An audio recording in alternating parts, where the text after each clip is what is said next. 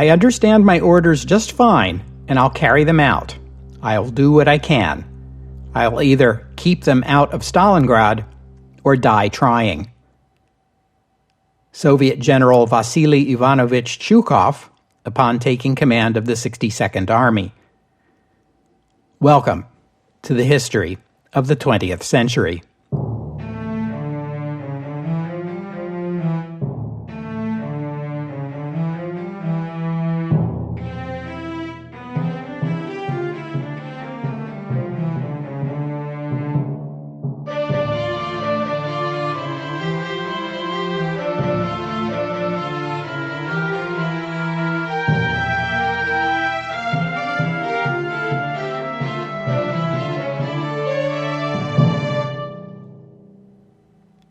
Episode 374, A Steppe Too Far.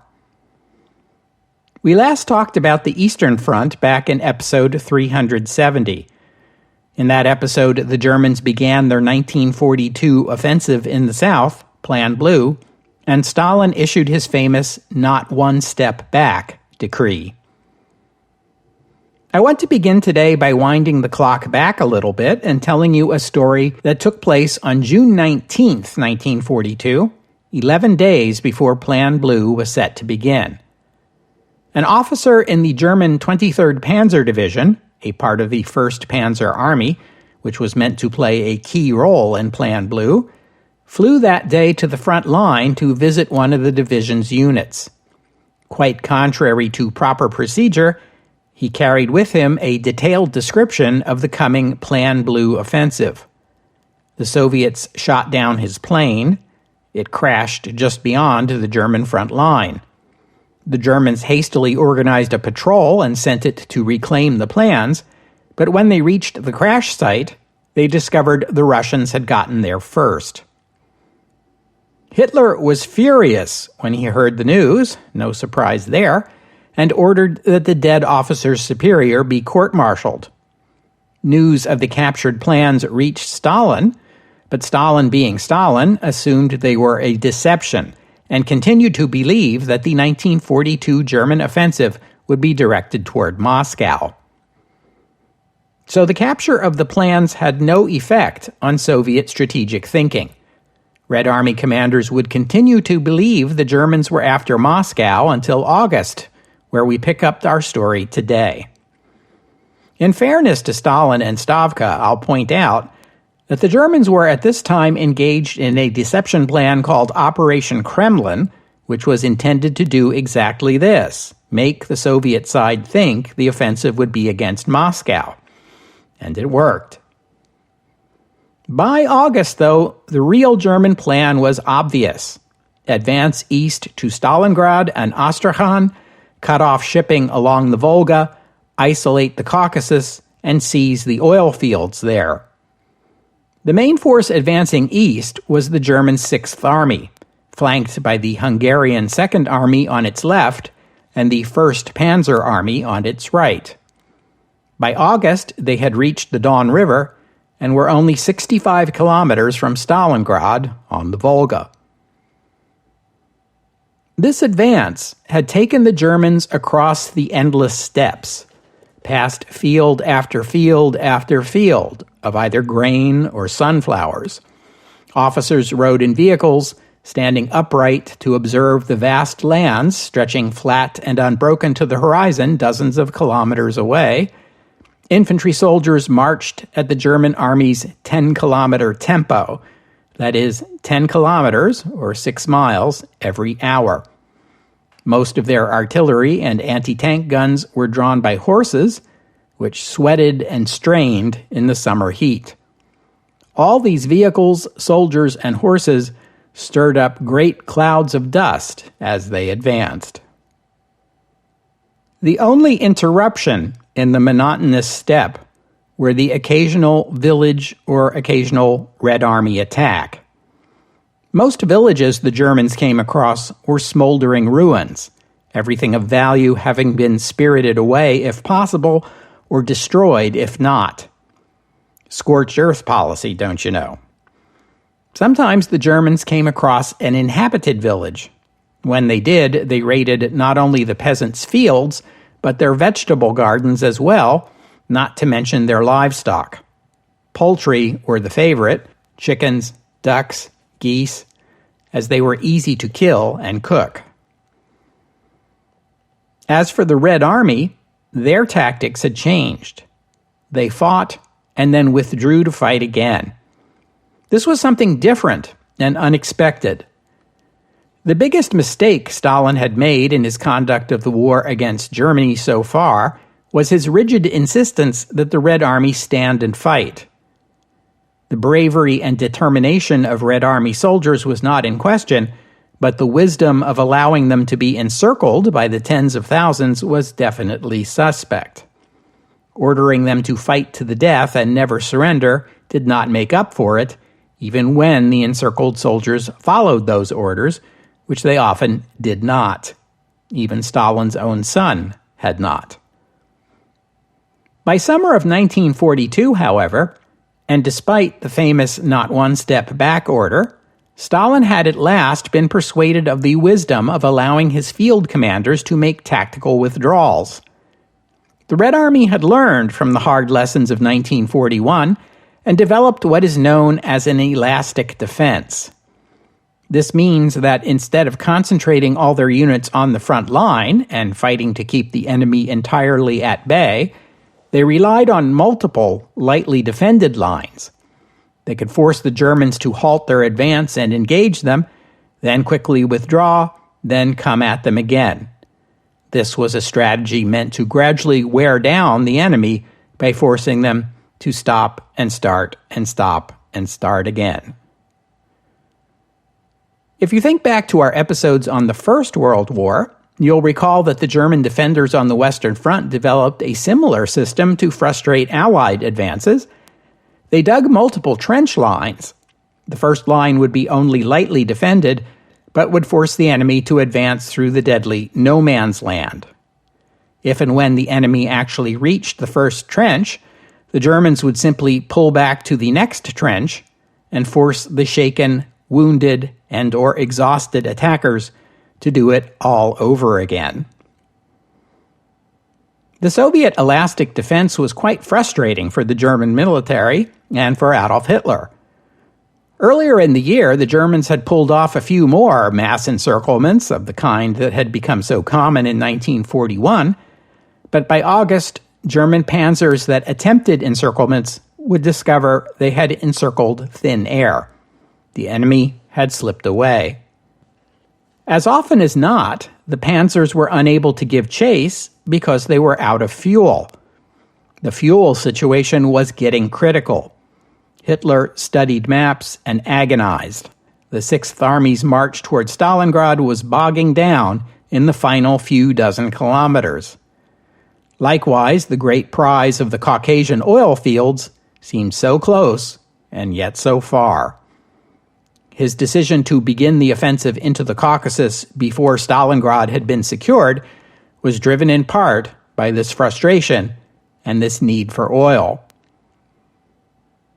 On July 16th, Hitler flew from the Wolf's Lair to his new forward headquarters in western Ukraine, dubbed Werwolf, or werewolf.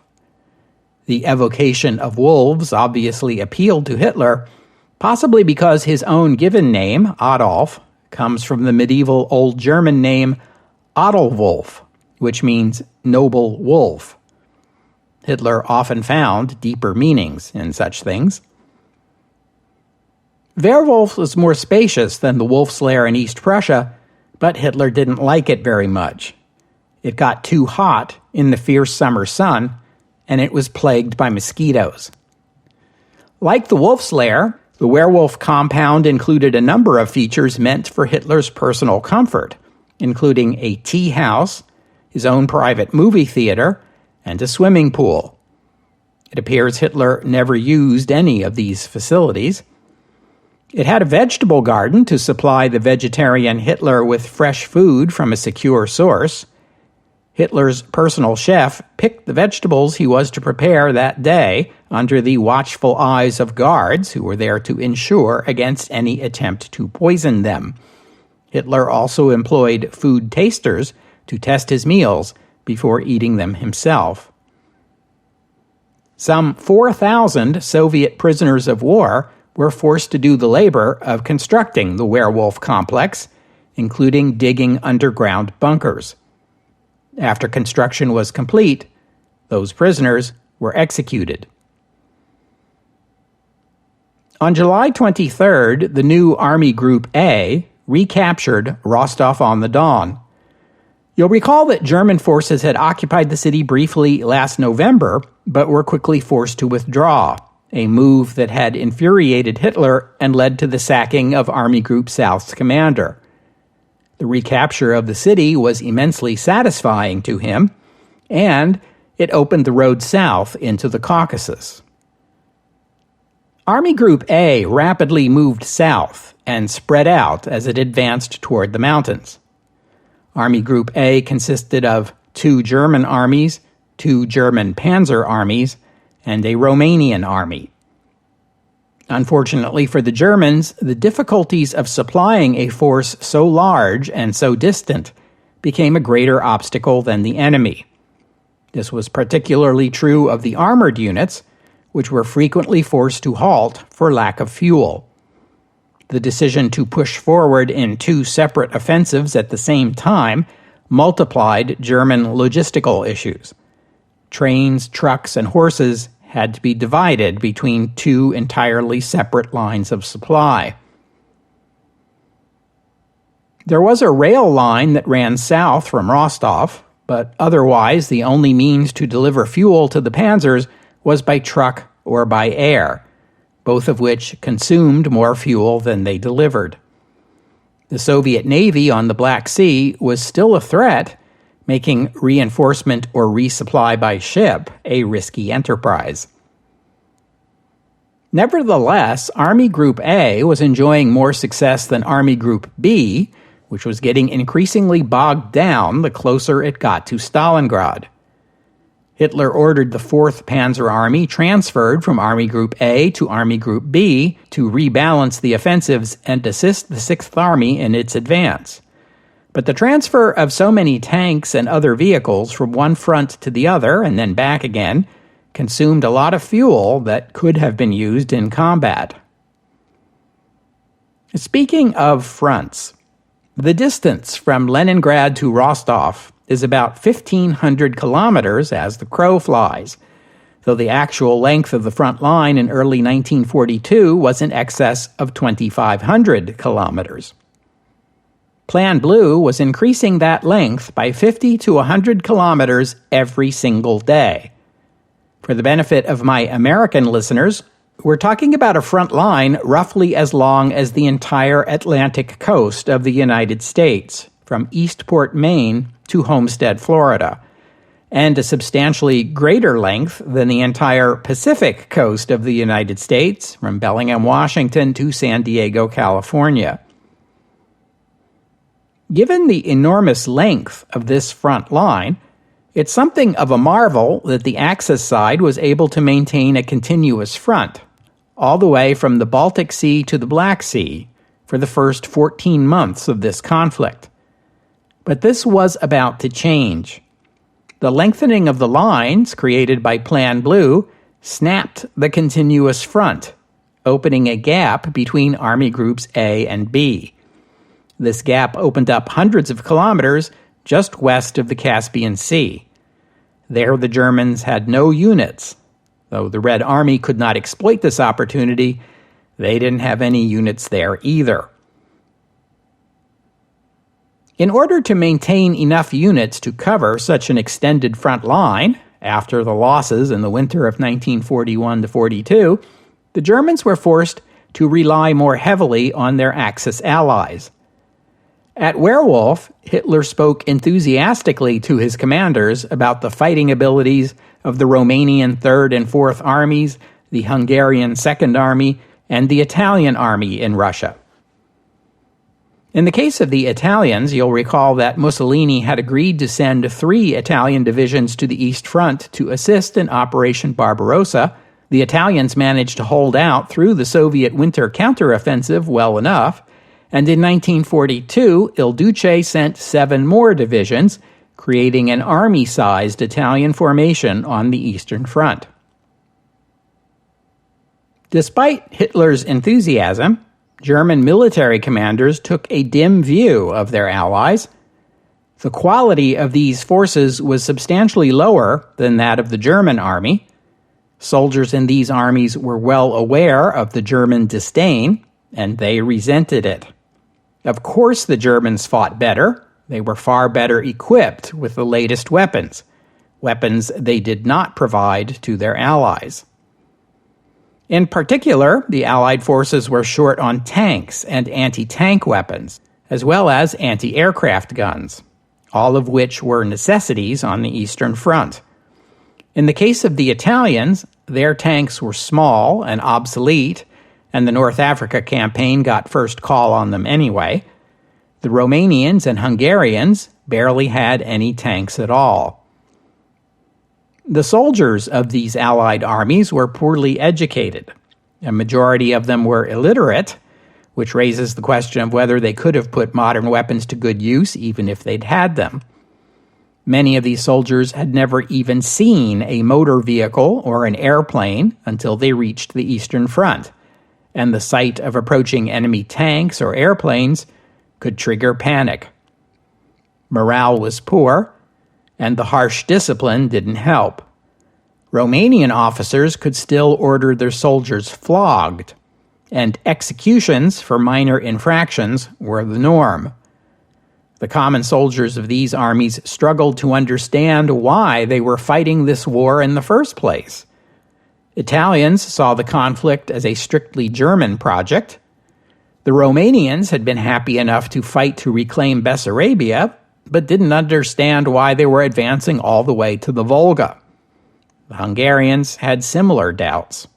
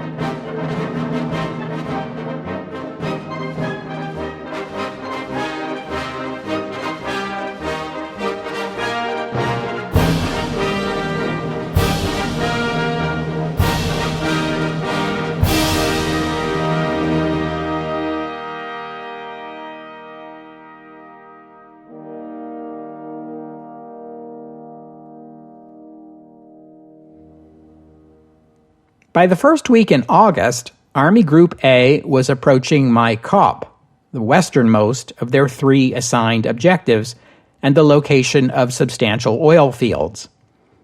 In order to prevent their destruction, elite commandos from the Brandenburg Division, special forces under the command of the Abwehr, German military intelligence, were dispatched on August 8th on a rapid strike to seize the oil fields before they could be destroyed.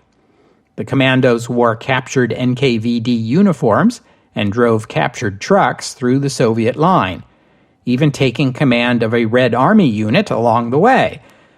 But despite this daring raid, they reached the oil fields only to discover they were already too late. The Red Army had wrecked the wells. German engineers estimated it would take a year to get them back into production.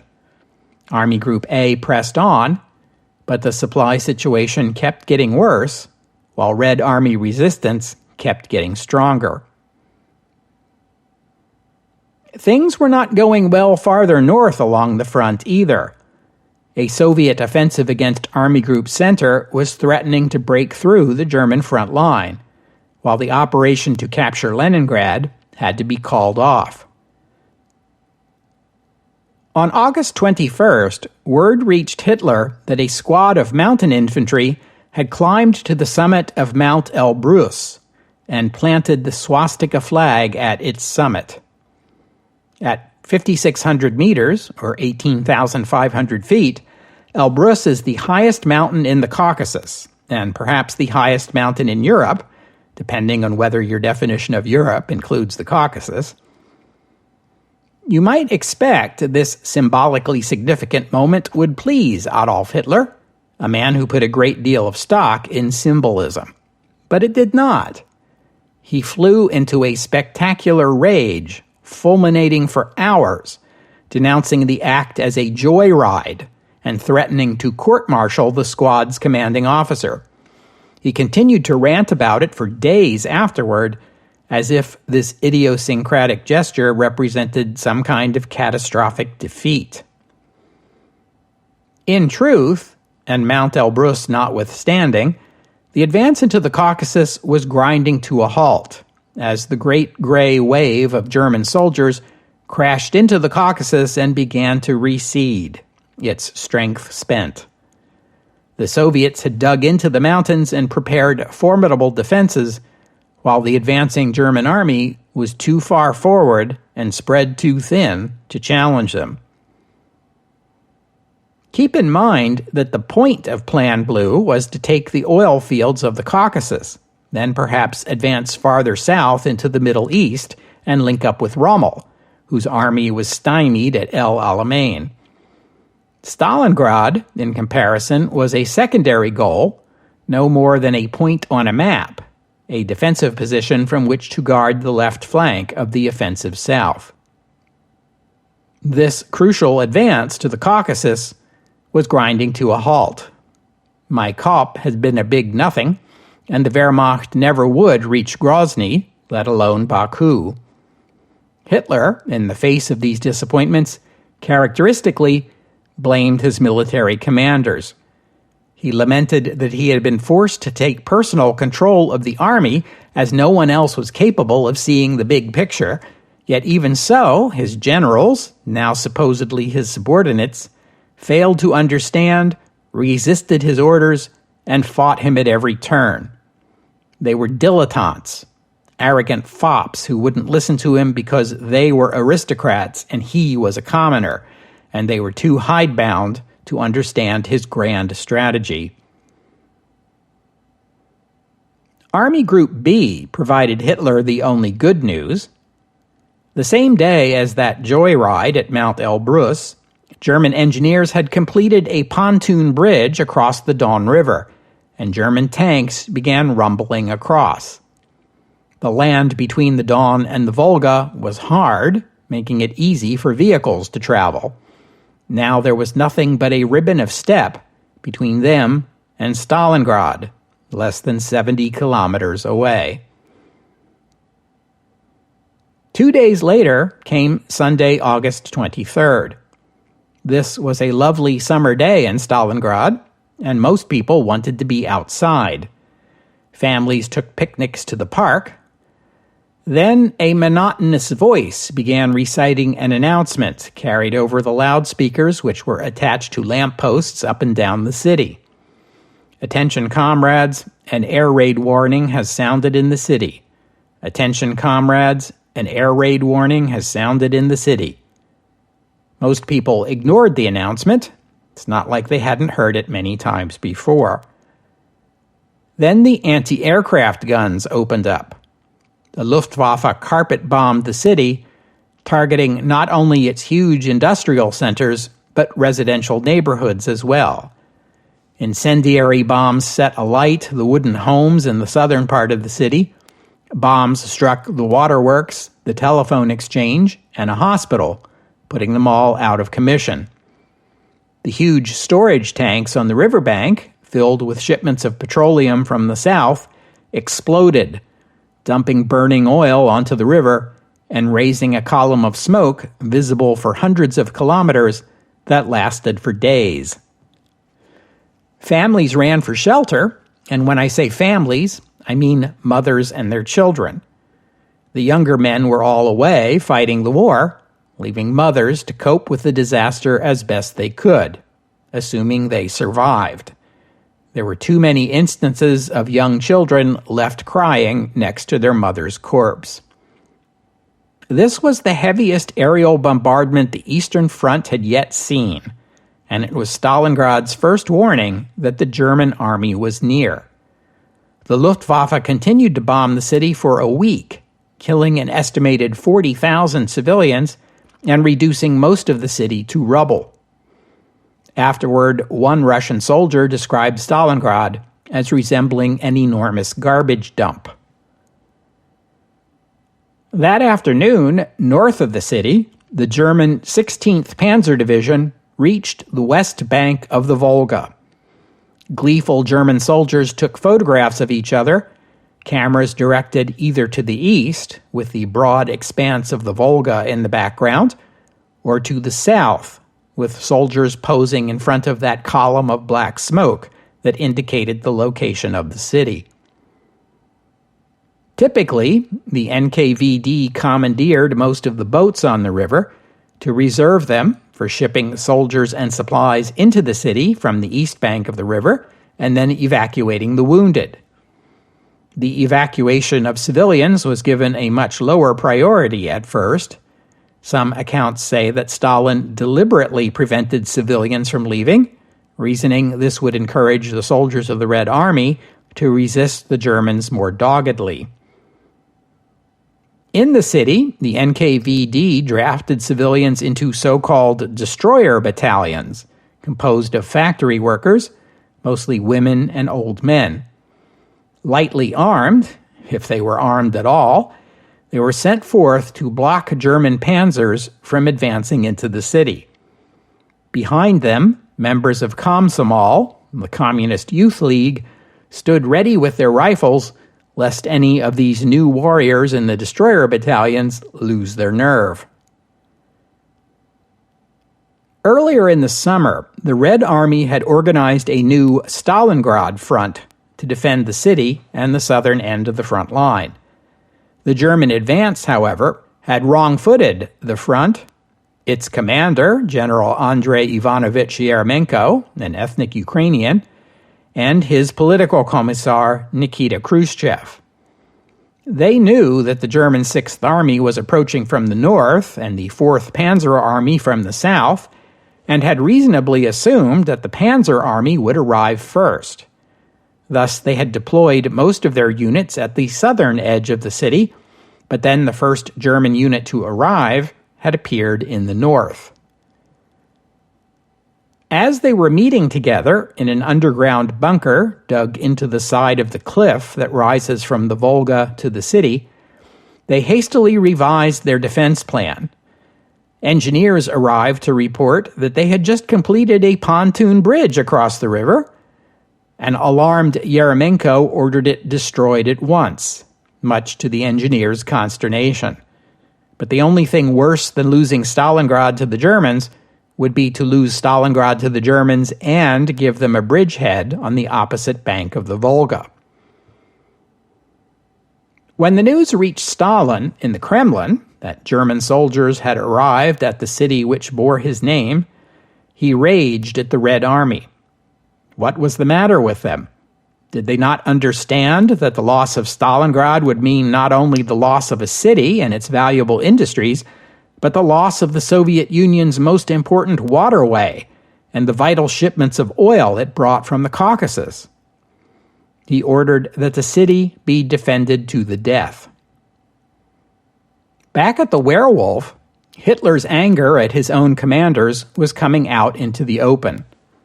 On August 24th, during the noon situation briefing, Army Chief of Staff Franz Halder reported on that Soviet offensive against Army Group Center and recommended units there be permitted to withdraw to shorten the front line. Hitler exploded. "You always suggest retreats. We remain strong to set an example to the troops.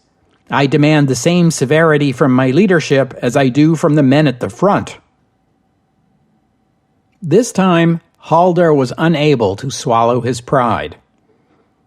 "I possess severity, mein Führer, but out there countless thousands of riflemen and lieutenants are falling as useless casualties in a hopeless situation, and all because the military leadership's hands are tied and they are unable to take the only tenable decision." "How dare you talk to me like that?" Hitler shouted back. You want to tell me how men feel at the front?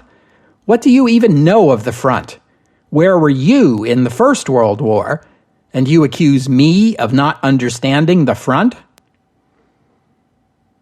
On August 31st, Field Marshal List came to the Werwolf in an effort to get Hitler's permission to halt the offensive in the Caucasus. His forces were too thinly spread, too undersupplied, and too exhausted to continue. Hitler refused and ordered List to fight on to his next objective, Grozny. He allowed that the capture of Baku might be postponed until 1943, if necessary. List returned to his headquarters troubled. He invited Wehrmacht Chief of Staff Alfred Jodl to inspect the front so he could see for himself what his army group was up against. Jodl came, saw, was convinced, and flew at once to the Werwolf to make his own attempt at persuading Hitler. He might as well have tried to persuade a brick wall.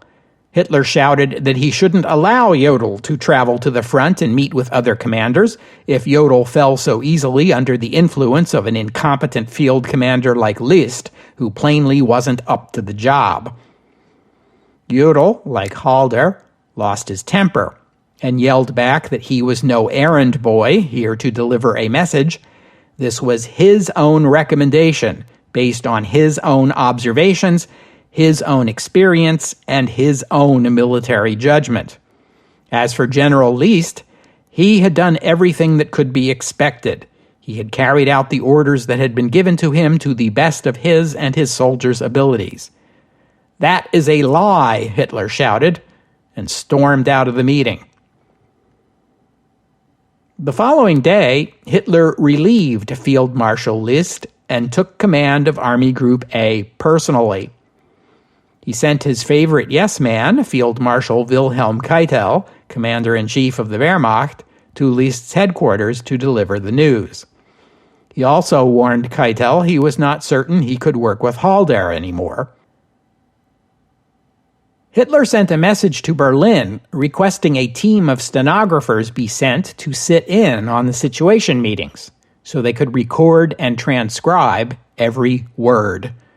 These stenographers generated 100 pages of transcripts every day, but it was worth it to Hitler to have the satisfaction of knowing he would have these records at his fingertips the next time one of his generals disputed what he had been ordered. Hitler also viewed these transcripts as a valuable historical record. They would document his amazing leadership skills for future generations to study and marvel at. Barely a week later, Hitler told Keitel he could no longer work with Jodl either. He wanted to replace him with General Paulus, but decided against changing the leadership of the Sixth Army just as it was poised to capture Stalingrad. The atmosphere at the Werwolf became distinctly hostile. Icy was the word Halder used to describe it. Hitler withdrew to his personal quarters and seldom left. He limited his contact with his generals. No longer did he take meals with them in the officers' mess. He stopped shaking hands with them. The twice-daily situation meetings were now held in Hitler's private quarters, forcing his commanders to come to him. 5 days later, Hitler dismissed Franz Halder. Adolf Hitler's sudden change in his attitude toward his senior military commanders was likely not triggered simply by differences of opinion over how to conduct the war. Some of the commanders themselves shared that doubt and judged it more likely that by September 1942, Hitler had begun to recognize that this year's offensive was not going to topple Stalin and destroy the Soviet Union any more than last year's had. And if it didn't, the year would likely end the way last year ended, with a brutal winter and a powerful Red Army winter offensive. Back at the front, the 16th Panzer Division, which had had such a merry time of it when they first reached the Volga, were soon hunkering down under a rain of Soviet artillery fire. The German troops readied their guns and watched as Soviet tanks approached them. The enemy tanks had first to climb over a rise, which silhouetted them against the sky and allowed the Germans to take a shot at their less well-armored undercarriages. The American Lend-Lease tanks were the easiest ones to destroy, but not even a T-34 could hold up against a hit like that. In 2 days, they destroyed more than 100 tanks. Many of the T-34s came from the huge Dzerzhinsky tractor factory in Stalingrad, built in 1930 with American assistance. When the Soviet Union entered the war, the plant had been retooled to produce T-34s. This one plant was responsible for something like 20% of Russian tank production. The plant was still operating as the Germans closed in. As soon as a tank came off the assembly line, a driver climbed inside and drove it directly to the front. No one bothered to paint it or apply the usual Red Army markings. Yeremenko and Khrushchev were forced to ask Stalin for permission to abandon their bunker under the city and withdraw Stalingrad front headquarters to a position on the other side of the river. Stalin agreed. The heavy German bombardment of the city had cut so many phone lines that they couldn't communicate their orders to the city's defenders anyway. Their withdrawal meant that the most senior headquarters left in Stalingrad was that of the 62nd Army, which was part of the Stalingrad front. German advances to the Volga, north and south of the city, left the 62nd isolated inside Stalingrad, its back to the river. Its commander had lost all hope of defending the city. Yeremenko and Khrushchev agreed it was time to replace him. They sent for the 42-year-old General Vasily Ivanovich Chukov. Chukov had fought in the Soviet invasion of Poland and in the Winter War, but afterward he had been appointed the military attaché to the Republic of China in Chongqing. He'd spent the first 9 months of this war in that role and had only recently returned to the motherland. On the evening of September 10th, Chukov rode an American jeep south along the left bank of the Volga. The light from the burning buildings of Stalingrad, though they were on the opposite side of the river and more than a kilometer away, was bright enough there was no need for headlights. He met with Yeremenko and Khrushchev, who filled him in on his new assignment. Khrushchev then asked Chukov, "What are your thoughts?" The general replied with the quote I read to you at the top of the episode. He would keep the Germans out of the city or die trying. We'll have to stop there for today. I thank you for listening, and I'd especially like to thank Andrus and Phil for their kind donations. And thank you to Aaron for becoming a patron of the podcast. Donors and patrons like Andrus and Phil and Aaron help cover the costs of making this show, which in turn keeps the podcast available free for everyone, so my thanks to them and to all of you who have pitched in and helped out. If you would like to become a patron or make a donation, you are most welcome. Just visit the website, historyofthe20thcentury.com, and click on the PayPal or Patreon buttons. The podcast website also contains notes about the music used on the podcast, which is sometimes my own work and sometimes something I've licensed, but most of the time the music you hear here is free and downloadable. If you hear a piece of music on the podcast and you would like to know more about it, including the composer, the performers, and a link to where you can download it, that would be the place to go. While you're there, you can leave a comment and let me know what you thought about today's show. I'm going to be attending this year's World Science Fiction Convention in Glasgow the weekend of August 8th. If there are any Glaswegians listening, perhaps we can get together. Dunediners are welcome to join in too. I'm afraid I'm running a little behind in the production of new episodes, too much traveling, I suppose, which means I'll have to take a few extra weeks off here and there to help me get caught up. I will try to spread these extra weeks out so they won't disrupt the flow of the podcast too much, but I'm going to take the first of them this coming week. But I hope you'll join me in 2 weeks' time here on the History of the 20th Century as we continue with the story of the Battle of Stalingrad, as General Paulus and his Sixth Army begin their assault on the city. Time is blood.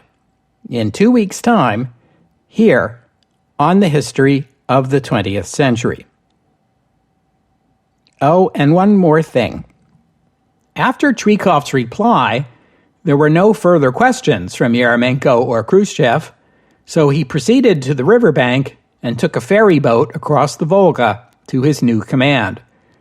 There were also 2 T-34 tanks aboard.